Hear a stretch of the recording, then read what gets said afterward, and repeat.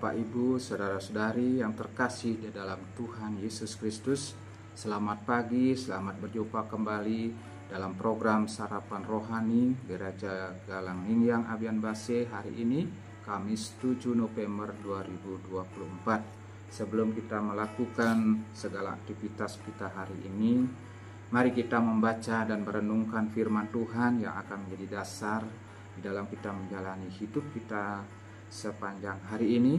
Namun sebelumnya, mari kita datang kepada Tuhan, mari kita berdoa. Segala puji, hormat, dan kemuliaan bagi-Mu ya Bapa, Allah yang kami sembah di dalam Tuhan kami Yesus Kristus.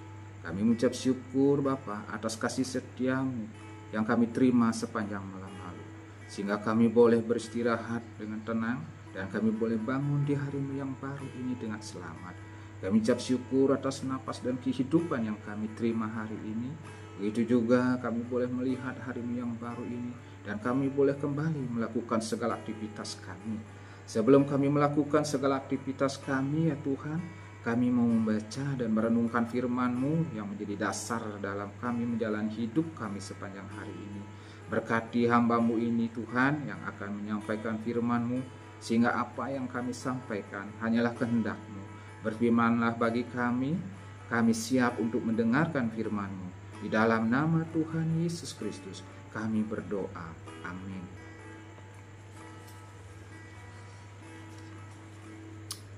Bapak, Ibu, saudara-saudari yang terkasih di dalam Tuhan Yesus Kristus, firman Tuhan yang menjadi dasar dalam menjalani hidup kita hari ini terambil dari 2 Tawarik 14 ayat 11 dan Ibrani 10 ayat 23. Saya akan bacakan bagi kita semua. 2 Tawarik 14 ayat 11 yang bunyi demikian. Tolonglah kami ya Tuhan, Allah kami, karena kepadamu lah kami bersandar. Ibrani 10 ayat 23. Marilah kita teguh berpegang pada pengakuan tentang pengharapan kita, sebab Ia yang menjanjikannya setia. Firman Tuhan hari ini, pagi hari ini, saya beri tema hidup berpengharapan di dalam Tuhan. Bapak Ibu yang terkasih dalam Tuhan, di dalam 2 Tawarik 14 ini kalau kita baca keseluruhan menceritakan Raja Asa yang memimpin atas Yehuda. Pada waktu itu bangsa Israel terpecah dan Asa menjadi raja atas Yehuda menggantikan Abia ayahnya. Pada masa pemerintahan Raja Asa, Serah orang Ethiopia maju berperang melawan Raja Asa. Orang Ethiopia dipimpin oleh Serah maju dengan 1 juta pasukan dan 300 kereta perang. Sedangkan Raja Asa menghadapi orang Ethiopia dengan jumlah pasukan 580.000 orang. Kalau kita hitung dari jumlah pasukan, Raja Asa tidak mungkin bisa menang dalam peperangan itu. Tentu ini menjadi masalah besar bagi Asa. Tetapi Asa tidak takut dan menyerah kepada Serah. Raja Asa menyadari bahwa tidak ada yang bisa yang dia lakukan dengan kekuatannya sendiri. Dia berseru kepada Tuhan, dia percaya hanya Tuhan satu-satunya yang bisa menolongnya. Dia sungguh-sungguh merendahkan diri di hadapan Tuhan dan akhirnya Raja Asa bisa mengalahkan Serah orang Ethiopia itu atas pertolongan Tuhan. Bapak, Ibu, saudara-saudari yang dikasihi Tuhan, kita sebagai manusia yang masih hidup di dunia ini tidak luput dari masalah. Mungkin masalah dalam pekerjaan kita, masalah dalam keluarga, masalah ekonomi, dan bisa saja di dalam hidup berjemaat kita mendapat masalah atau tekanan dari luar. Tuhan tidak menjanjikan hidup kita aman-aman saja tanpa masalah, tapi Tuhan berjanji akan menyertai kita. Yang menjadi pertanyaan sekarang, apa yang kita akan lakukan di saat kita menghadapi masalah atau pergumulan kita? Apakah kita berseru kepada Tuhan seperti Raja Asa, atau kita berusaha menghadapi dengan kekuatan kita sendiri? Marilah kita meneladani Raja Asa di saat menghadapi permasalahan. Dia berdoa dengan merendahkan diri di hadapan Tuhan. Dia mengakui hanya Tuhanlah satu-satunya yang bisa menyelamatkannya. Kalau kita membaca 2 Tawarik 14 dari ayat yang pertama sampai ayat 11, Raja Asa bukan saja berseru kepada Tuhan di saat menghadapi masalah, tapi dia melakukan apa yang baik dan benar di mata Tuhan dalam kehidupannya sehari-hari. Dalam Ibrani 10 ayat 23 mengingatkan kita untuk tetap teguh dalam iman dan pengharapan.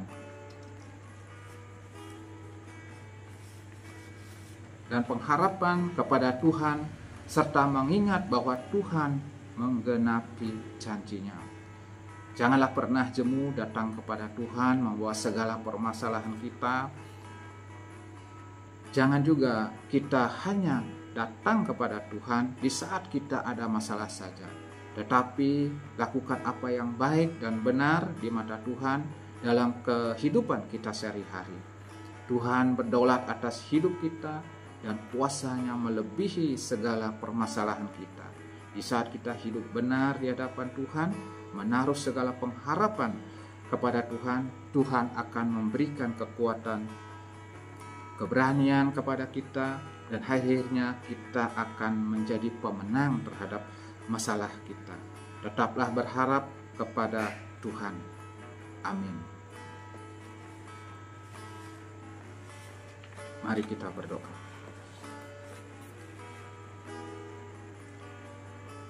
Terima kasih Bapa atas firman-Mu pagi hari ini. Kami mau melakukan yang baik dan benar di hadapan-Mu dan berpengharapan di dalam-Mu ya Tuhan.